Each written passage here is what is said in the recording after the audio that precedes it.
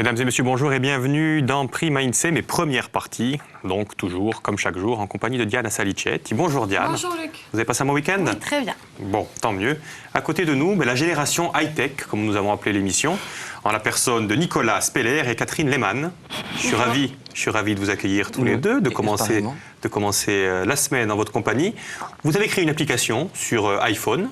Oui. On va voir un petit peu cette application et iPad qui va révolutionner notre quotidien. On l'espère. Mais peut-être en tout cas. Mais en attendant, avant que nous parlions ensemble, vous le savez, on ne commence pas une émission sans Diane. Tout de suite.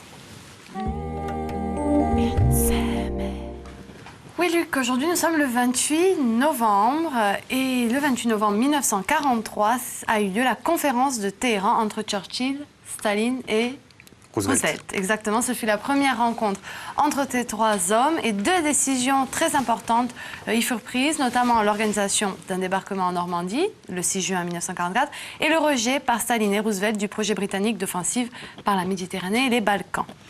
Un petit peu plus joyeux? Non, même pas. 28 novembre 1900... C'est joyeux, ça, c'est joyeux. Ça, oui, c'est joyeux, mais bon, c'est quand Ouais. même des événements historiques un petit peu froids à mes yeux. 28 novembre 1954, toujours assez historique, c'est Gaston Dominici, 78 ans, qui est condamné à mort pour le meurtre à l'URSS de 3 touristes britanniques, les Drummond, en vacances en France.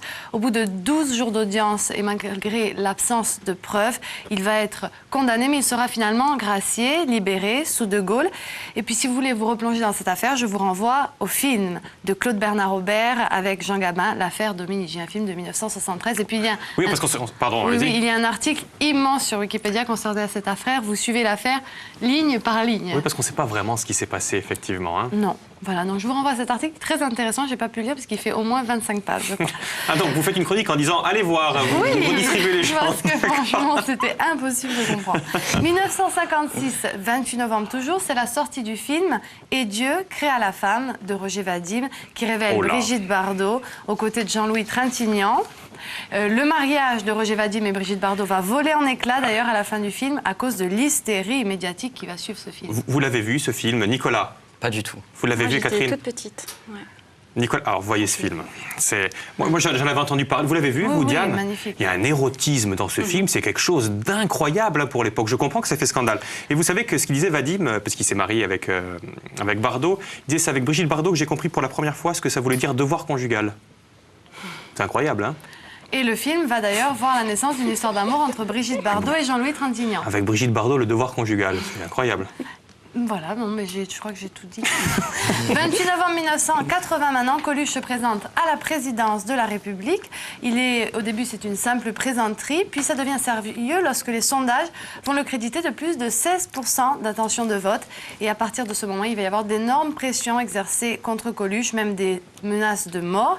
Et donc, en fait, il va renoncer quelques mois plus tard. Il n'a jamais, en fait, été officiellement candidat à la présidentielle, mais candidat à la candidature, puisqu'il n'a jamais réuni les 500 voix requises. Les 500 signatures de maire. Vous avez l'âge pour voter, vous? Et non, j'ai 17 ans, donc même l'année prochaine, je serai encore trop jeune pour aller voter. D'accord. Et vous auriez voté pour qui? Non. Vous, Catherine, vous pouvez voter? Oui, je vote. D'accord. Vous aussi, Diane, hein, oui, vous avez le droit. Depuis quelques années. Et puis maintenant, je vais vous parler salle de vente avec un 28 novembre, celui de 1988. L'homme qui marche du sculpteur Giacometti est vendu 34 millions de francs chez Christie's London. En 2010, il faut savoir que cette sculpture a été revendue et son montant a été estimé à 74 millions d'euros. Ce qui n'est quand même pas mal. Et le même jour, Acrobate et Jeanne Arlequin de Picasso, que l'on voit aussi à l'image, va atteindre 212 millions de francs. C'était un 28 novembre 88. 212 millions de francs. Et savez-vous d'ailleurs quel est le tableau dont le prix a été le plus élevé, je dirais en salle aux enchères? C'est le numéro 5, number 5, de Jackson Pollock. Il date de 1948 et il a atteint la somme de 150 millions de On l'a le numéro 5? Oui, on l'a normalement, et là elle va arriver. J'aimerais bien le voir celui-ci. C'est d'autant plus étonnant si vous voyez ce Allez, tableau. le numéro 5, il va arriver peut-être. Non, il n'arrivera pas. 1990, toujours un 28 novembre, 10 000 personnes défilent à Bastia pour réclamer un statut fiscal dérogatoire. Allez, maintenant... 90, vous étiez né? Non. Toujours pas. Je serais majeur sinon. Une petite date qui s'inscrit maintenant dans le thème du jour, puisqu'en 2007... Vous avez remarqué, excusez-moi, je suis très fort en calcul mental. Hein. Vous avez pu le deviner. Hein. On l'a remarqué. Ouais. Alors, en 2007, maintenant je vais essayer d'être un petit peu plus en accord avec l'émission, puisqu'une étude... Diane, vous étiez née en 90, vous? Oui. Ah, d'accord.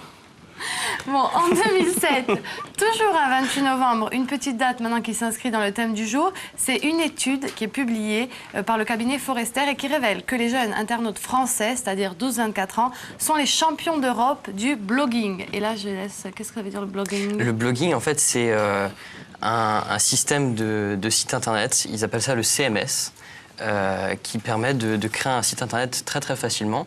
Et donc les utilisateurs peuvent poster des actualités très facilement sur Internet. Donc ça facilite vraiment le partage sur Internet, le blogging. Eh bien, les Français sont champions en la matière. Je vous coupe 5 secondes parce que j'ai oublié de présenter le plat de tout à l'heure. Je sais que c'est pas le moment, mais je vais vous expliquer pourquoi. Donc le plat que nous avons fait tout à l'heure là dans Mandia Insee, mais qui a l'air délicieux.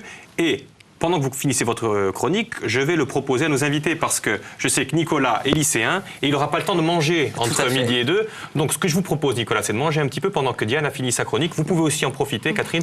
Ou par contre, Diane, je suis désolé, vous allez parler. Voilà, je termine avec les décès. Un jingle très solennel puisque c'est la mort le 28 novembre 1947 du maréchal Leclerc dans un accident d'avion au Sahara. Il est un petit peu la cheville, même pas qu'un petit peu, il faut le dire, la cheville ouvrière de la libération de la France. Et puis, autre décès, le 28 novembre 1990, à vie au Bastiais, c'était la mort de Vincent Orsini, président à vie de la République du Macione, un personnage phare de l'histoire de Bastia et de sa tradition du chant, de la convivialité et du savoir-vivre. Parfait, c'est parfait. C'est terminé. C'est terminé. Alors, pendant qu'il continue de déguster tranquillement son petit risotto, il est super bon, c'est clair qu'il est super bon, on va envoyer le petit jingle du jour.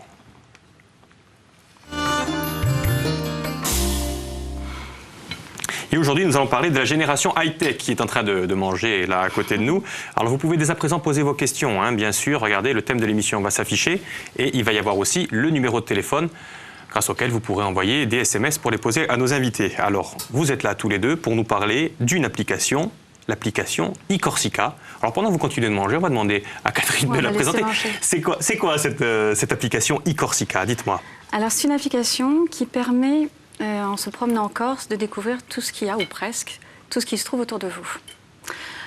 Donc, on peut prendre par exemple, on se trouve sur la place de l'église à Corté. Vous avez cette application sur votre téléphone. Donc Nicolas expliquera mieux ce que c'est exactement une application, comment c'est né, combien... Parce que je vais décrire le couple. Hein. Nicolas, c'est le technicien, tout jeune, tout bon. L'informaticien, le développeur, etc. Le geek, comme on dit, le geek. Oui. Geek, c'est ça, hein. C'est quoi un geek? Écoutez, je ne connais pas la définition exacte, mais globalement, c'est une personne qui est née avec l'informatique et qui passe la majeure partie de sa journée. C'est vous un petit peu quand même? Oui. Un petit peu. Et vous êtes plutôt sur le contenu, puisque vous êtes guide touristique et vous connaissez un petit peu tout le patrimoine construit de Corse. Le territoire. Le territoire. Je connais assez bien le territoire. D'accord. Et donc, grâce à votre association, on a fait une application comme ça, où dès qu'on est quelque part, on sait ce qu'il y a autour, ce qu'il faut voir, tout à fait, ce qu'il faut entendre. Ce qu'il faut entendre, parce qu'on a des pistes audio. Donc, quand on s'approche de cette statue Gafford, et par exemple à Corté, vous avez déjà votre iPhone qui commence à télécharger. Dans l'éventualité, si vous avez envie d'écouter le commentaire audio, il commence déjà à télécharger. Et puis là, vous n'avez plus qu'à slider. Il va vous montrer ça sur le téléphone tout à l'heure. Et vous pouvez écouter l'enregistrement audio. Comment ça vous est venu cette idée? Dites-moi, Catherine. Alors, j'avais deux projets. Oui. D'abord, en étant guide, on fait beaucoup de recherches, on fait beaucoup de lectures, on fait aussi un peu de la reformulation. Et donc, insidieusement, on vient comme ça vers l'écriture. D'autant plus que les agences, les CCI, l'ATC, toutes les institutions régulièrement nous demandent de faire des petites traductions, nous demandent d'écrire des articles, d'aider pour faire des programmes. Donc, on a de faire des chasses au trésor aussi. Donc, on fait quand même un travail d'écriture. Et je voulais rassembler tout ce travail d'écriture dans une espèce de base de données. Et le deuxième projet, c'était de créer un espèce d'audio guide ou des pistes audio pour un tourisme un peu particulier qui est le tourisme d'affaires. Le tourisme d'affaires, ce sont des groupes un peu insolites qui ont des sorties en jet ski, en semi-rigide, en Ranger Polaris, en vélo dans les vignes. Et donc le guide physique s'intègre assez mal là-dedans. Et donc il leur fallait quelque chose de très très pratique. Il leur fallait quelque chose qu'ils avaient sur leur téléphone. Ouais, et donc vous êtes allé voir Nicolas. Ouais. Et Nicolas, vous avez appris qu'il était très fort. Et Nicolas, il a créé cette application. C'est ça? C'est ça, Nicolas? Voilà, oui. En fait, j'ai réalisé son projet. Elle m'en a parlé, on a discuté. Et au final, on est resté toujours dans l'esprit de la première idée qu'avait Catherine, mais au fur et à mesure, on a trouvé d'autres idées, de choses à ajouter. Et donc au final, on a créé Corsica et ça nous a quand même pris un petit bout de temps. Alors, on va voir ce qu'on peut trouver. Hein. Vous êtes venu justement avec un machin là. Je vais essayer de poser ça donc derrière. montrez-nous un petit peu comment ça marche concrètement. On arrive dans une ville, donc comme disait Catherine, et il y a tout un système qui se met en branle, je dirais, dans notre téléphone. Et qu'est-ce qu'on peut voir? Tout à fait. Alors, quand vous téléchargez l'application eCorsica, quand vous l'avez sur votre smartphone ou sur votre tablette... On va voir le site d'ailleurs sur lequel on peut le télécharger, hein, je pense, hein, Catherine. Hein, on va sur Voilà. Alors, pour télécharger, il vaut mieux télécharger directement depuis son téléphone ou depuis son iPad. eCorsica, hein. eCorsica. Oui. Donc, je vais sur iTunes. Elle n'était pas... Voilà, Bon. là, on a un peu les screenshots. Et sinon, nous avons aussi un site internet sur lequel vous pouvez télécharger l'application. Donc on télécharge l'application, ok. Voilà, et donc quand vous avez téléchargé l'application, sur ce site internet, corsica.com, vous avez sur votre tablette ou sur votre téléphone la carte de la Corse, sur lequel se trouvent des centaines de points d'intérêt. On appelle ça des points d'intérêt. Globalement, en fait, ce sont des fiches. On en a plus de 450. 450, donc là, voilà, là, il y a 450 points d'intérêt, c'est ça? Voilà, il y a 450 points d'intérêt, il y a 450 fiches sur eCorsica. Et pour chacune des fiches, vous avez une description, toutes les informations utiles dont vous avez besoin pour... par exemple, si c'est un commerce, vous avez le numéro de téléphone, les horaires d'ouverture. Si c'est une sortie en bateau, par exemple, vous avez des tarifs. Vous avez vraiment toutes les informations dont vous avez besoin. Et donc, toutes ces fiches sont répertoriées sur cette carte, sur laquelle vous pouvez zoomer. Et vous pouvez sélectionner un point. Donc, par exemple, là, j'ai sélectionné l'île Rousse. Vous ouvrez la fiche et vous avez toutes les informations dont vous avez besoin, donc l'office de tourisme, le numéro de téléphone, voilà. Ça, c'est en fonction de l'endroit où on se trouve. Donc notre téléphone nous géolocalise, si j'ai bien compris, hein, parce que vous êtes aussi forte que moi, j'ai l'impression, en géolocalisation. On vous géolocalise, et là, vous appuyez là sur... et on vous dit tout ce qu'il y a autour, en fait. Tout ce qu'il y a autour, c'est quoi tout ce qu'il y a autour? Donc il y a les monuments, on a bien compris. Alors, Qu'est-ce qu'il y a? essentiellement, oui, c'est la découverte. C'est plutôt le patrimoine. Donc l'histoire de la Corse, la statuaire corse, les musées, des paysages, des sites remarquables. Ensuite, c'est vrai qu'on a quelques coups de cœur pour quelques magasins, quelques créateurs corses, quelques restaurants, mais pas tous. Hein, on n'est pas du tout un Michelin, donc on prétend pas n'avoir montré. Vos coups de cœur, c'est vous, hein, c'est vos coups de cœur. À force de tourner comme ça en Corse, vous avez vos petites adresses. Oui. D'accord. Puis des adresses vraiment magiques. Mais il en manque certainement. Hein, on ne prétend pas avoir tout découvert. Mais bon, ce sont déjà des coups de cœur.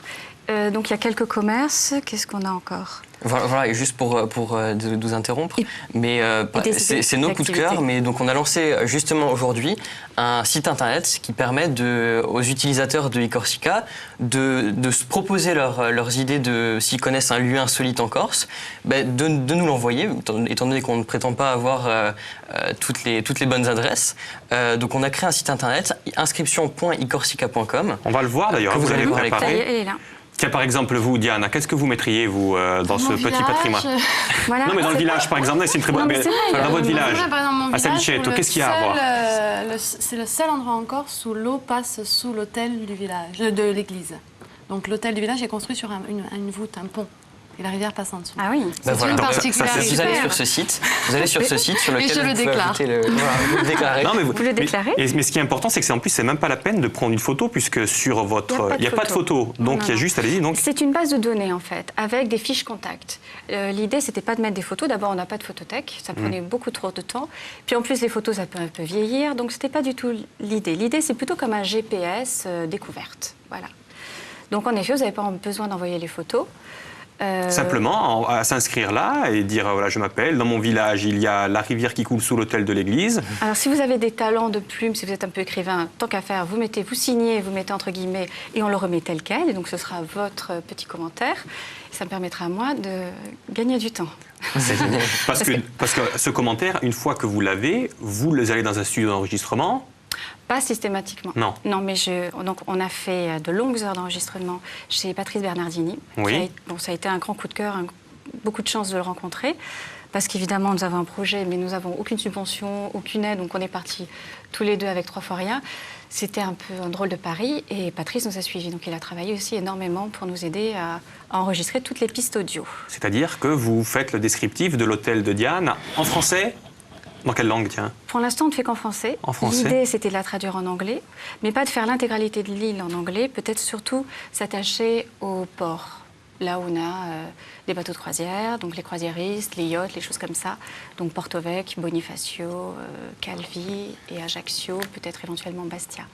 Ça s'adresse à qui, donc, cette application? Ça s'adresse à en fait, nous? Ça s'adresse au public. Au départ, c'était l'idée de faire pour du tourisme d'affaires, puis après on s'est dit non, on va mêler la base de données dont je parlais avant, on va mêler les pistes audio et on va faire tout public. Cela dit, nous avons des iPads que nous distribuons aussi en tourisme d'affaires pour organiser par exemple des chasses au trésor sur l'iPad, parce que Nicolas a créé un onglet qui s'appelle Events, que l'on peut modifier à volonté. C'est quoi cet onglet? Parce que moi, il ne faut pas dire trop de mots Events, compliqués, sinon j'ai du mal à suivre. Je vous explique. Oui, expliquez-moi. En fait, je vous avais dit qu'il y avait 450 fiches répertoriées dans eCorsica. Et donc ces fiches sont classées en 33 catégories. Donc ça va de activités nautiques à musées, au lieu emblématique, tout à fait. Et donc en fait, grâce à ces catégories, ça permet aux utilisateurs de trouver plus facilement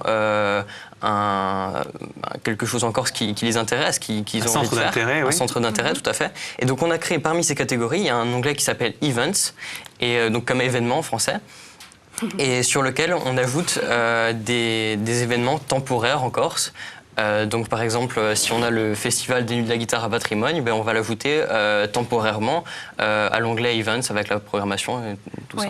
Si bien que si vous avez un événement dont vous voulez faire la promotion, vous pouvez aussi, de la même manière, nous envoyer un message, nous envoyer une fiche d'inscription et on le met. Mais ça va durer juste le temps de l'événement. Ensuite, on efface tous les points présents sur la carte liés à cet onglet, à cette catégorie Events, et on laisse la place pour un nouvel événement. Donc il y a un véritable appel à la population, je dirais, parce que c'est très participatif en fait. Hein, c'est vraiment le web de zéro, comme on dit. 2.0. 2.0, c'est ça. Non, vraiment, hein, c'est chacun qui... J'ai bon là sur le web 2.0. Hein. Très épaté là. Allez, il y en a une qui va nous épater encore, c'est avec le jeu du jour. C'est Diane. Diane, à tout de suite. Oui, avec une archive aujourd'hui, Luc, qui date du 28 novembre 1987. C'est un extrait du Corsica Prime. Je vous propose de le découvrir dès à présent.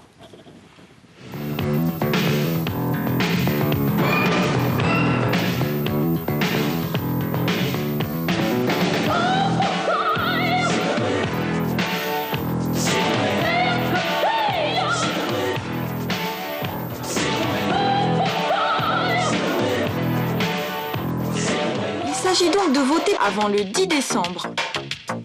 Alors, il s'agit de voter. Mais voter pourquoi? Voici la question du jour. Vous l'avez tiré de nos archives, ça? Oui. Vous faites plaisir, ou en ce moment, Diane? Oui, Migamp. Alors voilà, c'est un jeu concours. On vous demande de voter, on vous demandait de voter en 1987, mais pourquoi donc? Pourquoi? Pour quelque chose, vous allez me le dire au 0800 000 900. À gagner aujourd'hui, si vous êtes le premier à nous appeler, mais aussi le premier à nous donner la bonne réponse, eh bien, le dernier DVD de Pido, Fête des gosses et bonne chance. Ça faisait longtemps. Super spectacle, ça. Super spectacle à découvrir chez vous, tranquillement installé dans le canapé. Et puis, bien sûr, Imantigne, le dernier album aussi. Qu'on le retrouve. Un très bel album. Il sera pour vous si vous nous dites pourquoi donc il fallait voter. Parce qu'on ne fait pas que rire quand on écoute les Mantines. Il y a des beaux moments de poésie dans cet album et c'est un très bel album. C'est vrai qu'on les a reçus il y a 15 jours, mais on va écouter encore le refrain. L'amore. très très belle chanson, Bastille, très très belle chanson. Et voici pour l'archive du jour. D'accord, on va revenir avec vous. Il y a des téléspectateurs qui sont certainement très intéressés par vos propos. La preuve, ils vous posent des questions. Oui, alors combien ça coûte de faire une application smartphone? Alors, c'est une très bonne question. Effectivement, il y a de nombreuses... les applications pour smartphone, c'est né il y a environ 3 ans. Et donc, il y a plusieurs entreprises françaises qui se sont lancées dans ce domaine. Et il y a, à la limite, je dirais, peu de petits entrepreneurs qui décident de faire des applications, parce que les applications, il faut penser à quelque chose, c'est qu'il y a la partie code qui permet de créer toutes les fonctions de l'application, mais il y a aussi une partie design qui permet de faire le graphisme de l'application. Donc les deux sont complémentaires et sont tous les deux très importants.